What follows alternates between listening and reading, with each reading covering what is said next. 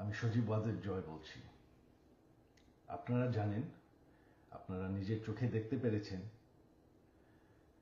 যে জাতির জনক, জাতির পিতা বঙ্গবন্ধুর বাসা, সেই ঐতিহাসিক ৩২ নম্বরকে পুড়িয়ে ফেলা হয়েছে।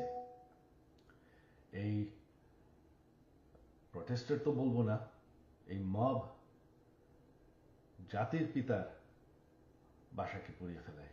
সেই বাসা যেখানে বঙ্গবন্ধুকে হত্যা করা হয়, বঙ্গবন্ধুর আমার পুরা পরিবারকে হত্যা করা হয়, যেই বাসা ৭৫-এর খুনিরাও ধ্বংস করার সাহস পায়নি, যেই বাসা এখন এতদিন ওনার মিউজিয়াম ছিল, সেই বাসাকে তারা পুড়িয়ে ফেলেছে।